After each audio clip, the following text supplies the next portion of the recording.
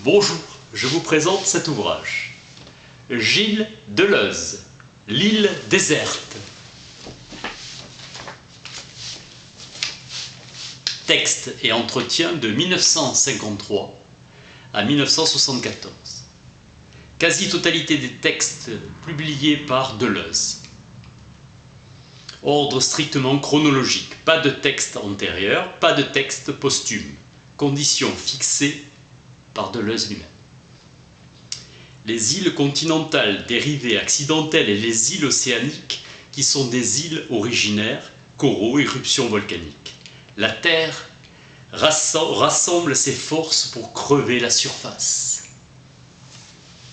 Les éléments se détestent, opposant l'océan et la Terre. Philosophiquement normal qu'une île soit déserte. L'homme ne vivant qu'en sécurité sur une terre conquise. L'homme ne peut vivre sur une île qu'en oubliant ce qu'elle représente, Angleterre. Rêver des îles, c'est rêver qu'on repart à zéro, qu'on recommence. L'île, c'est l'origine. Raison pour laquelle l'île reste déserte. L'homme ne rompt pas le désert, il le sacralise. L'homme, pure conscience de l'île, la géographie ne faisant plus qu'un avec l'imaginaire. L'unité de l'île déserte et de son habitant n'est pas réelle, élan, mais imaginaire. L'île est comme un œuf de la mer, elle est ronde. Les navires passent au loin, le naufragé est son fruit le plus précieux. Son essence est imaginaire, tout est tiré du bateau, rien n'est inventé. Dieu garantit le revenu, les honnêtes ont de belles maisons, les méchants non. Le compagnon de Robinson n'est pas Ève, mais vendredi, docile au travail, heureux d'être esclave et dégoûté de l'anthropophagie. Tout lecteur sain rêve de le voir manger Robinson. Robinson Crusoe développe la faillite et la mort de la mythologie dans le puritanisme. La leçon donnée à Robinson est qu'il lui fallait d'abord un capital. L'île est le minimum nécessaire au recommencement. L'île est une montagne marine. L'océan est un principe de ségrégation. Île sainte, communauté exclusivement féminine, Circé et Calypso. Idéal du commencement qui précède le commencement lui-même. L'île déserte est la matière de cet immémorial ou ce plus profond. La philosophie doit être ontologie. Elle ne peut pas être autre chose, mais il n'y a pas d'ontologie de l'essence. Il n'y a pas d'ontologie et il n'y a d'ontologie que du sens. L'anthropologie veut être un discours sur l'homme. La pensée se pose comme présupposée. Kant l'a admirablement vu. Il y a de l'orgueil à se prendre pour Dieu, à se donner le savoir absolu.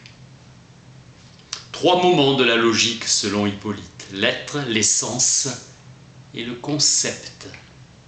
La tyrannie est un régime où il y a beaucoup de lois et peu d'institutions.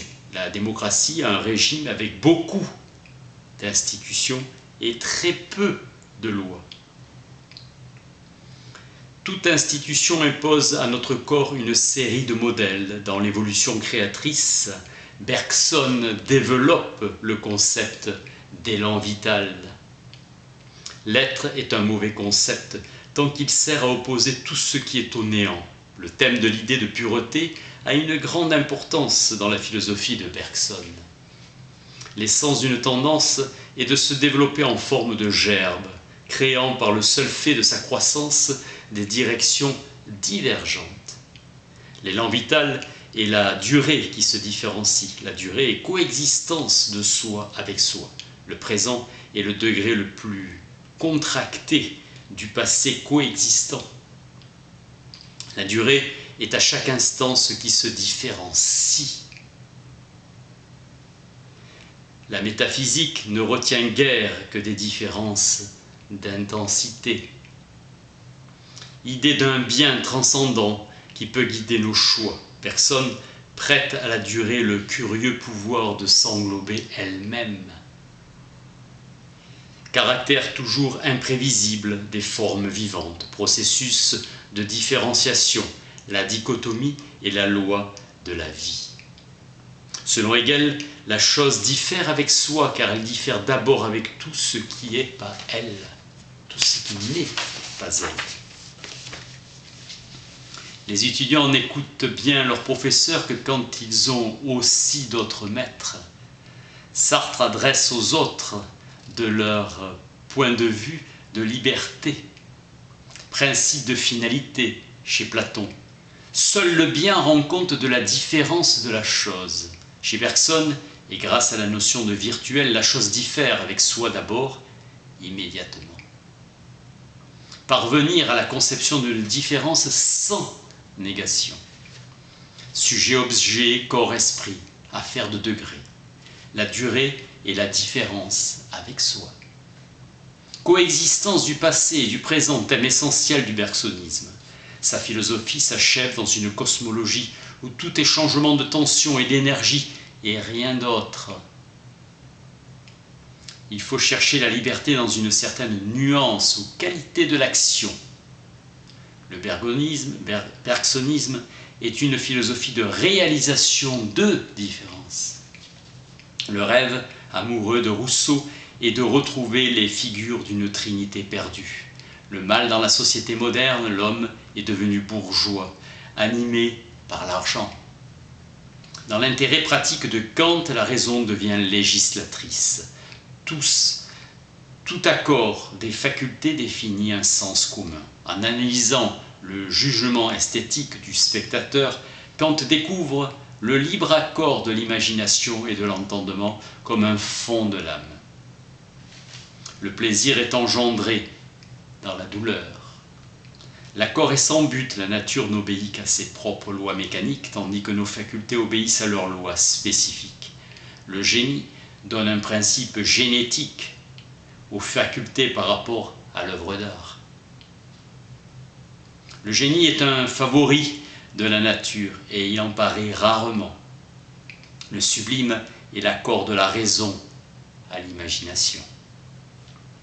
Chez les auteurs modernes, la prophétie est et doit être dépassée. Tristesse des générations sans maître, seulement des professeurs publics différents des penseurs privés. Même la Sorbonne a besoin d'une anti-Sorbonne. Nietzsche avait cessé d'être professeur pour devenir penseur privé. Sartre aussi, solitude et agitation, ils surgissent dans un certain désordre du monde. Un écrivain, disait Sartre, doit écrire pour un public qui ait la liberté de tout changer. Suppression des classes, abolition de toute dictature, etc. Solitude de ceux qui cherchent un maître. L'œuvre de Sartre est une réaction au monde bourgeois tel qu'il est mis en question par le communisme. Le refus du prix Nobel est une bonne nouvelle.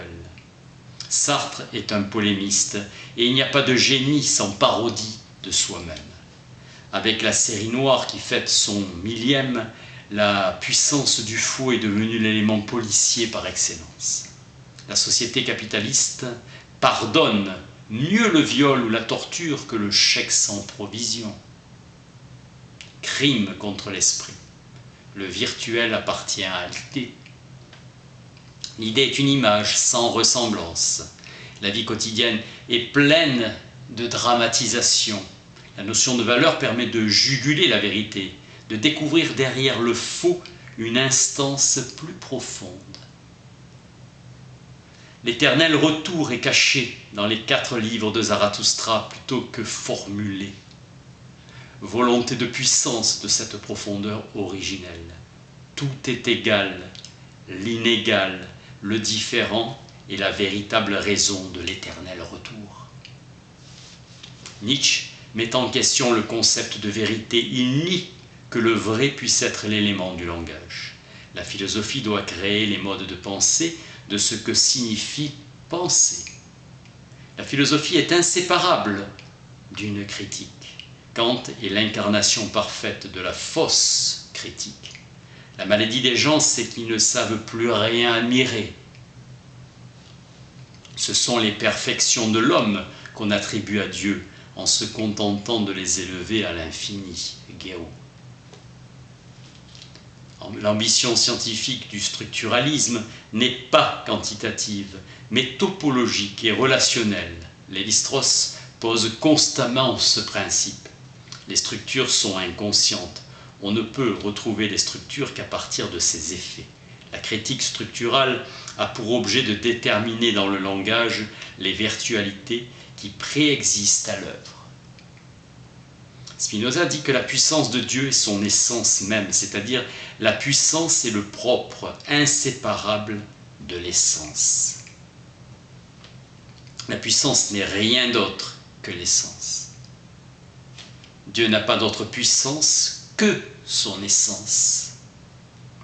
La puissance n'est rien d'autre que l'essence, et non pas un entendement et une volonté. Il est donc cause de toute chose, au même sens que de soi. La notion de puissance exprimant précisément l'identité de la cause de toute chose avec la cause de soi. Les produits ou effets de Dieu sont des propriétés qui découlent de l'essence, mais qui sont nécessairement produits dans les attributs constitutifs de cette essence. Ce sont donc des modes. Dieu produit une infinité de choses en une infinité de modes.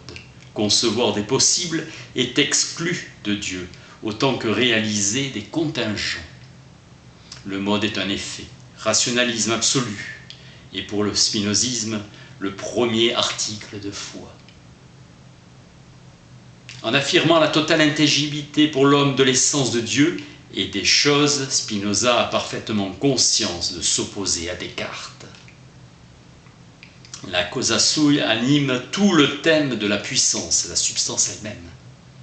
La chose se cause elle-même après avoir procédé à la genèse de son essence. La prison est le seul endroit où le pouvoir peut se manifester. À l'état nu, dans ses dimensions les plus excessives, et se justifie comme pouvoir moral. Désarroi de Deleuze et Guattari devant la tournure qu'avaient prise les événements de mai 68. Notre conscience politique est née après la libération et sa mythologie conjuratoire du fascisme. La peur du lendemain qui chante avec un hymne nouveau, nouvelle monture fasciste et faire regretter le bon vieux temps. Le désir ne dépend pas d'un manque. Le désir produit. La psychanalyse traditionnelle a tout renversé sur une sorte de théâtre, le sentiment que la psychanalyse devenait une histoire interminable qui tournait sur elle-même. Guattari, la linguistique est une science en plein développement, encore largement à la recherche d'elle-même. L'expression des militaires, des politiques, des scientifiques est en réalité une sorte d'anti-production, un travail de répression au niveau de l'expression dont le but est d'arrêter le travail de remise en question. Travail incessant qui se perd dans le mouvement réel des choses, dans la folie.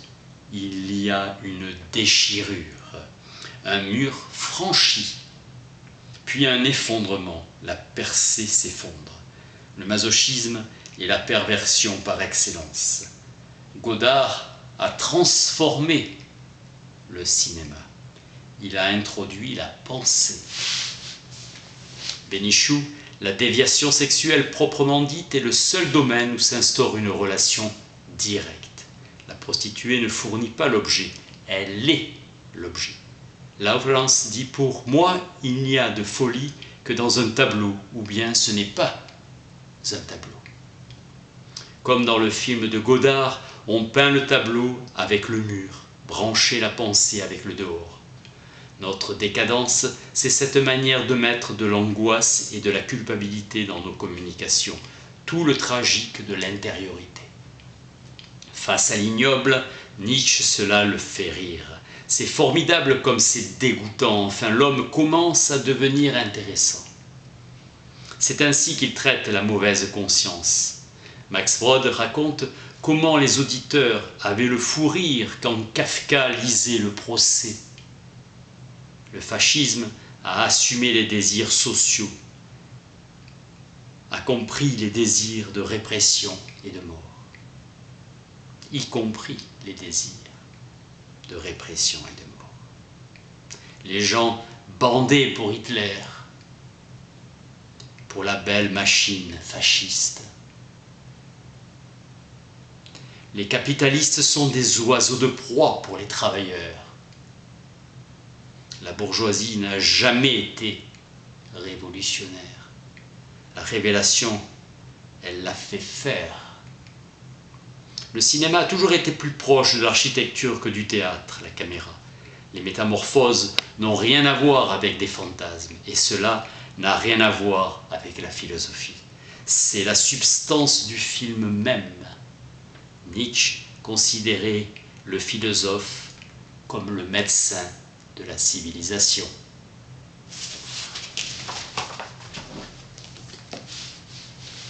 Gilles Deleuze, l'île déserte. Merci.